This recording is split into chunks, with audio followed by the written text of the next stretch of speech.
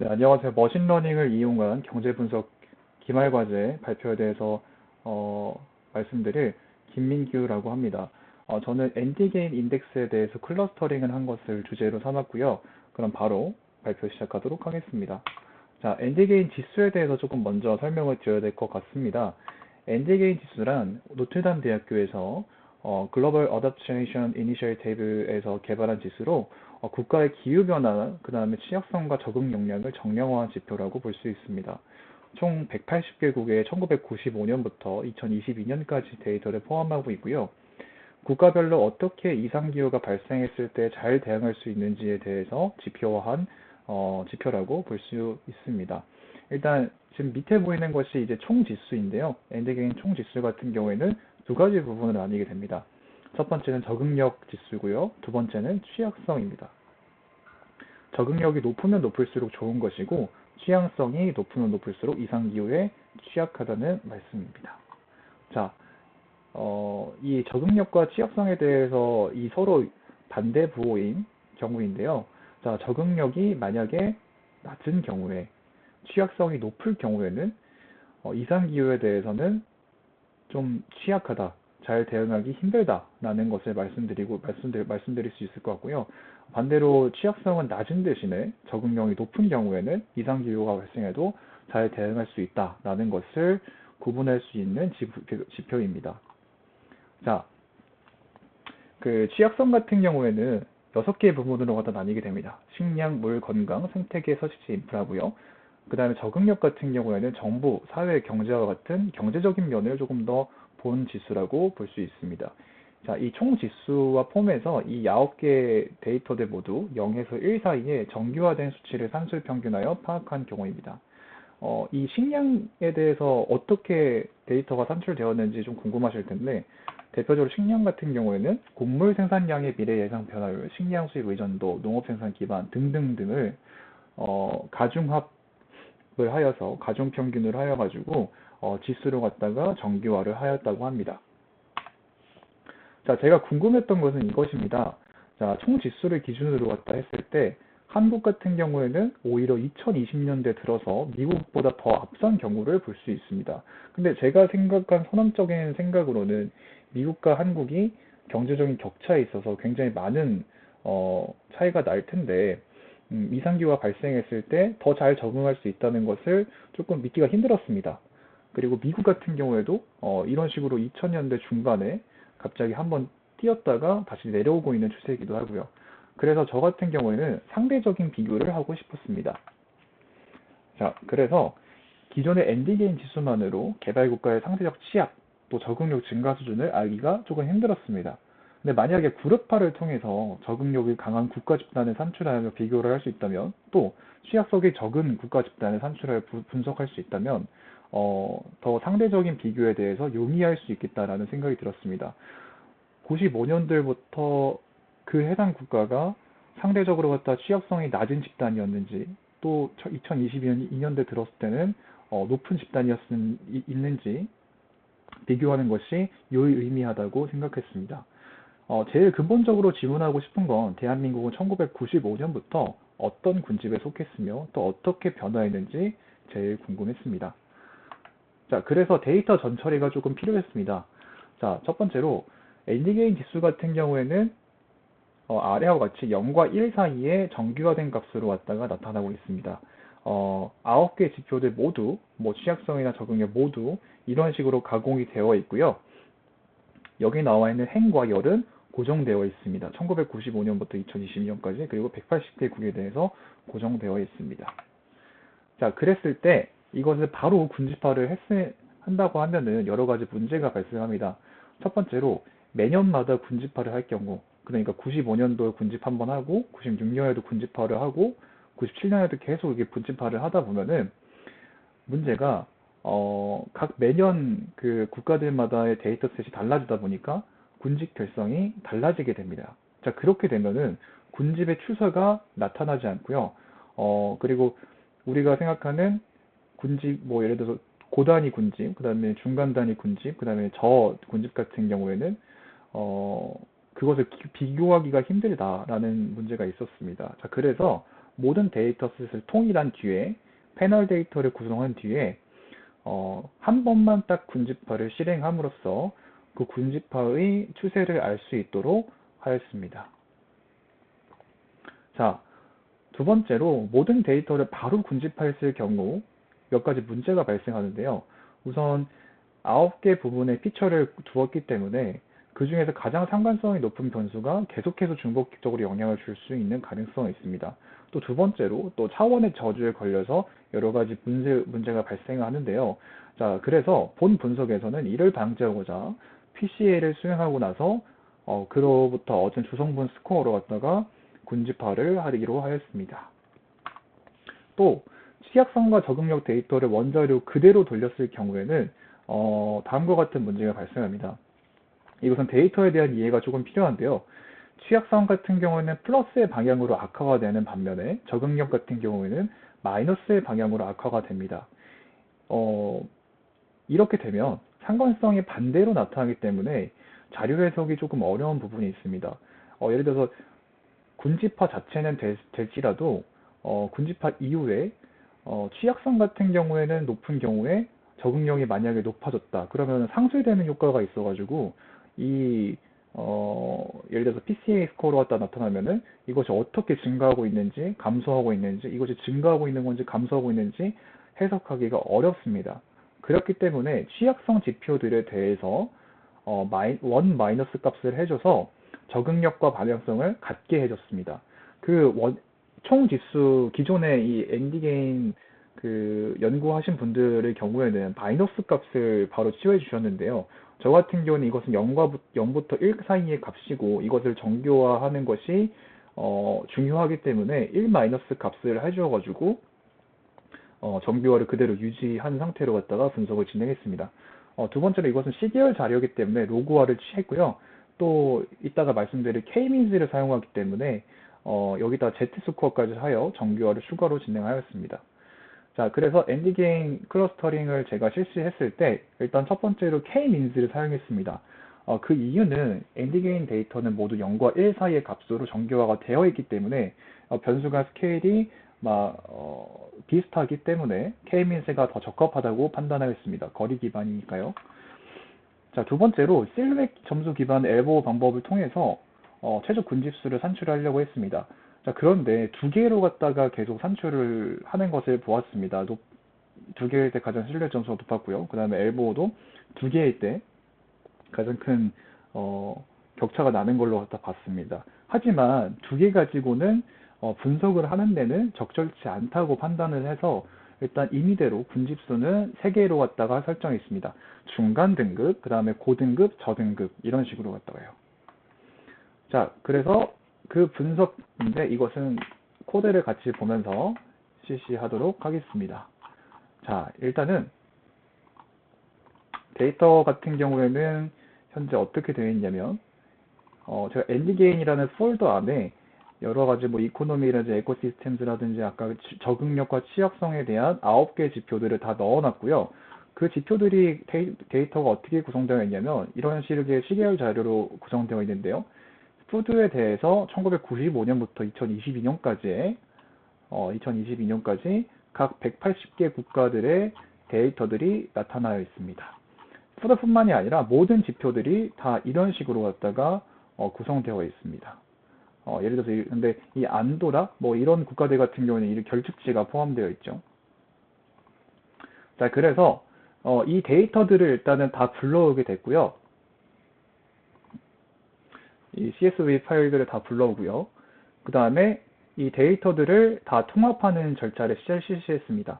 패널 데이터로 갖다가 다 모든 데이터를 불러오도록 하였습니다. 자, 그 다음에 첫 번째로 결측치를 일단 제거를 해야 됩니다. 그 이유 같은 경우에는 제가 이 데이터 상에서도 말씀드렸다시피 데이터가 딱 1996년도 이렇게 빠져 있는 게 아니라 아예 데이터가 없는 경우가 많습니다. 자, 그렇기 때문에 이 결측치를 채우려고 한다고 하면은 다른 국가들과 평균을 하기에도 애매하고요. 그 다음에 그렇다고 해서 좋은 분석이 되지 않기 때문에 이런 정보가 낮은 모나코, 나루 뭐 이런 국가들, 팔라우, 뭐 이런 국가들 같은 경우에는 아마 너무 작아서 국가 자체가 너무 작다 보니까 데이터 수집이 안 된 걸로 보이는데 아예 빼버리는 식으로 했다가 결축지를 아예 제거해 버렸습니다. 결축지를 따로 채우지 않았고요. 자, 그런 다음에 아까 말씀드렸다시피 취약성을 1 마이너스 값을 해주어가지고 그 적응력의 방향과 같이 해줬습니다. 이럴 때 어떻게 해석할 수 있냐면 취약성이 높으면 높을수록 오히려 좋은 걸로 해석할 수 있게끔 하였습니다. 자, 그 다음에 아까 말씀드렸다시피 로그화된 데이터를 한번 시결 자료니까 한번 로그화를 실시하였고요. 그 다음에 거기다가 Z스코어까지 한번 하였습니다. 자, 그 다음에 PCA로 갔다가 그 9개의 피처들에 대해서 이 올 데이터 패널들이 있는데요. 자, 이런 식으로 갖다가 구성이 되었습니다. 자, 여기에 대해서 이 변수들이 뭐 에코시스템, A/B 테스트, 뭐 인프라스트럭처 여러 가지 9개의 부분의 피처들이 있는데, 자, 이것들을 다 PCA로 갖다가 축소하여 조성분 스코어로 갖다가 군집화를 하기 위해서 실시하였습니다. 자, 그 다음에 클러스터에 대해서 조금 더 설명을 드리자면, 일단 아까 말씀드렸다시피 임의대로 3개를 갖다가 선정을 하고요. 그 다음에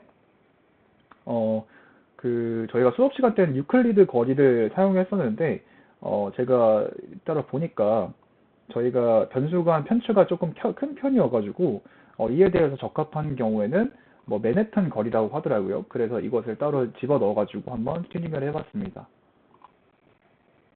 자, 그랬을 때 조금 시간이 걸린 이유는 제가 1000회 반복하도록 해가지고,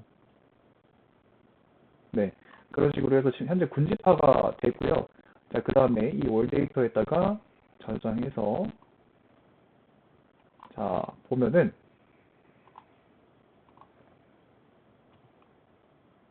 현재 클러스터에 대해서 조금 더 보려면은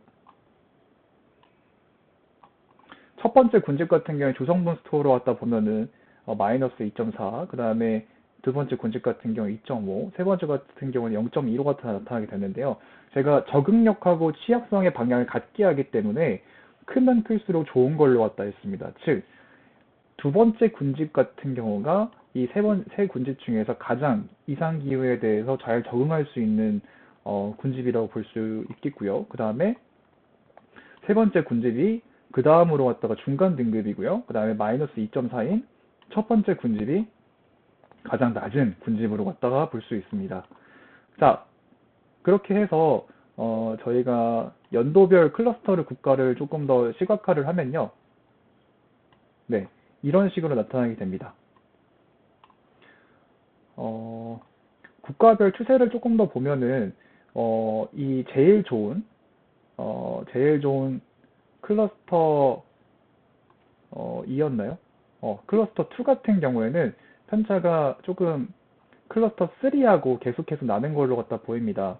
클러스터 3가 이제 중간 등급이고, 그 다음에 클러스터 2가 고등급인데, 고등급과 중간 등급에서 계속해서 국가들이 좀 왔다 갔다 하는 모습을 보여주고요. 그 다음에 클러스터 1 같은 경우는, 그러니까 저등급의 국가들 같은 경우는 지난 30년 동안 조금 대체적으로 비슷한 양상의 수를 보여왔다고 볼 수 있습니다. 자, 이거 같은 경우에는 그냥 단순하게 그 국가들별로의 수만 비교를 했으니까, 저희가 가장 보고 싶은 대한민국은 과연 취약성이 어떤 국가들에게 속했는가에 대해서 보려면, 자, 이걸 보면은, 자, 이 두 번째 지표를 보면은 1995년부터 1996년도까지는 저희가 세 번째 군집에 속해 있었습니다. 근데 이제 세 번째 군집이라고 하면은 중간 등급 취약성을 가지고 있는, 그러니까 이상기후 대응에 있어서 중간 등급을 가지고 있던 군집에서 1997년도 이후서부터는 저희가 고등급의 기후 대응을 할 수 있는 국가로 갔다가 증가해 오고 있다는 점을 볼 수 있습니다. 자, 그리고 대한민국의 이런 그 기후 대응에 대한 종합적인 지표가 어떻게 성장했는지를 보려면 PCA 그 스코어 만으로도 좀 볼 수 있을 것 같은데요. 대한민국 같은 경우는 1995년도 이후로 갔다가 계속해서 성장하고 있는 추세를 보이고 있습니다. 자, 이런 식으로 볼 수 있고요. 그리고 또 여러 가지 뭐 다른 국가들 같은 경우에는 어떻게 볼 수 있냐면, 예를 들어서 저는 사실 선진국 같은 경우에는 비슷비슷하게 계속 나올 것 같고 30년 동안 제일 중요하게는 베트남 같은 이런 중진국이나 어떤 개발도상국들에 대해서 어떻게 변화했는지가 제일 궁금했습니다. 자, 그래서 베트남 같은 경우에는 어떻게 됐냐면, 일단 클러스터를 보시면은, 클러스터 이전에 이것도 PCA 점수로 갖다가 보면은 계속해서 증가해 오고 있는 추세를 볼 수 있습니다. 1995년부터 지금까지요. 그 중에서도 2000년대 이후에 굉장히 큰 상승을 한 걸로 보이는데, 그랬을 때 그 클러스터를 가지고 비교를 하면은, 첫 번째 클러스터 군집이, 제일 낮은 등급의 군집이었는데, 2005년 이후로, 이 베트남 같은 경우에는 중간 등급의 클러스터로 갖다가, 이동하였다라고 볼 수 있습니다. 자, 이런 식으로 갖다가 경제 성장이 어떻게 되었는지에 따라서 이런 개발동성국이나 중진국이나 선진국이 클러스터를 어떻게 옮겨갔는지 볼 수 있다고 저는 생각을 했습니다. 자, 여기서 좀 더 만약에 나간다고 하면은 이 경제성장 지표들과 비교를 해보면서 하면 더 좋을 것 같은데요. 일단은 클러스터만을 가지고 제가 비교를 하다 보니까 이런 식으로 갖다가 한 국가가 어떤 군집에 속했는지, 그리고 그 군집에서 어떻게 이동했는지 볼 수 있다라고 말씀드릴 수 있을 것 같습니다. 자, 그래서 뭐 2022년 기준으로 갖다가 잠시만요. 2022년도 기준으로 갖다가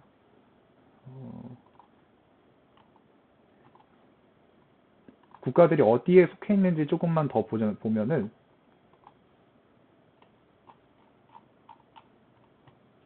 예를 들어서 클러스터 1, 그러니까 낮은 군집에 속한 친구들 같은 경우에는 뭐 앙골라, 뭐 캄보디아, 그 다음에 콩고, 그 다음에 뭐 세네갈, 수단 등 좀 경제적으로 취약한 국가들이 대부분 속해 있는 것을 볼 수 있고요.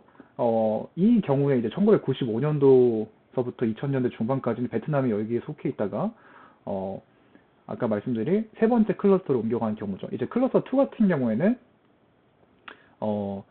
그 기후 적응에 대해서 잘 대응할 수 있는 국가들이니까 대부분 보면은 뭐 칠레, 캐나다, 벨기움, 뭐 절머니, 그리스 뭐 이 정도로 선진국 계열이나 아니면은 국력이 어느 정도 확보가 된 국가들의 경우에 국가들이 이쪽 클러스터에 포함되어 있다고 볼 수 있습니다. 그 다음에 세 번째 클러스터인 경우에는 중간 등급이죠. 중간 등급인 경우에는 여러 가지 개발도상국 부분들이 조금 많이 있다. 뭐 브라질이라든지, 브라질 같은 경우에는 국력은 있지만은 인프라가 별로 좋지 않나 보네요. 뭐, 뭐 불가리아, 그 다음에 뭐 에콰도르, 이집트 이런 국가들이 있습니다. 가나 이런 국가들이 있음을 볼 수 있습니다. 자, 그래서 다시 PPT로 넘어와서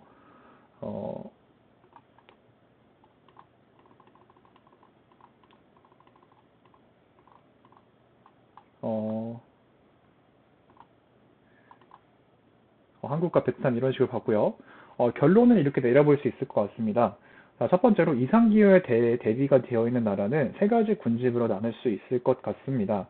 자, 그랬을 때 각 군집별의 주성분 스코어로 갖다가 평균을 비교했을 때는 기후 대비의 간극이 좀 큰 것으로 나타납니다. 제가 따로 아까 코드로 갖다 안 보여드렸는데 만약에 보여드리면은,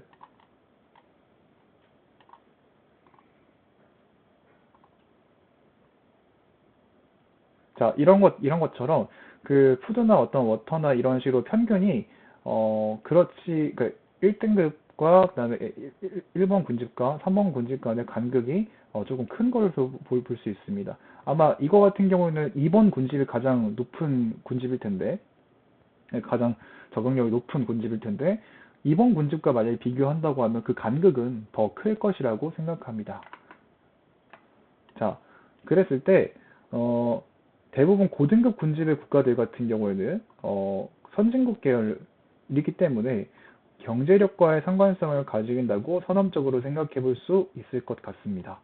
자, 두 번째로는 대한민국의 경우에는 97년도까지는 중간등급 국가 군집에 있다가 2000년대 이후에는 고등급 국가 군집을 유지했으며 주성분 점수가 더 높아지고 있기 때문에 기후에 대한 적응과 대응이 계속해서 높아지고 있다. 그리고 성장해오고 있다라고 볼 수 있을 것 같습니다. 개발도상국들 기준으로 갖다 봐도 베트남 같은 저등급 국가 군집에서 2000년대 경제성장을 이룬 중간등급 군집으로 갖다 이동하는 것을 볼 수 있습니다. 자, 이번 기회를 통해서 국가 간 상대적인 변화가 어떻게 이동했는지 볼 수 있다는 점을 볼 수 있고요. 단순히 이 군집화를 해가지고, 이런, 군집에 대한 분석뿐만이 아니라, 이랬을 때 나중에 기후, 최저 탄소세 같은 거를 구할 때, 또는, 사회복지 같은 부분에 있어서, 정책 결정을 할 때도, 이 군집 결과를 가지고 사용하여서 더 발전시킬 수 있게끔 분석을 진행하였습니다. 아까 방금 말씀드렸던 것처럼 경제력과의 상관성을 선언적으로 생각하고 있어가지고 추가적으로 갖다가 GDP와의 상관성, 경제 성장률과의 상관성을 그 군집별로 갖다가 나타나서 좀 더 그 분석을 했으면 좋겠다라는 것이 추가적인 의견입니다. 자, 여기까지 발표 마치도록 하겠습니다. 자, 감사합니다.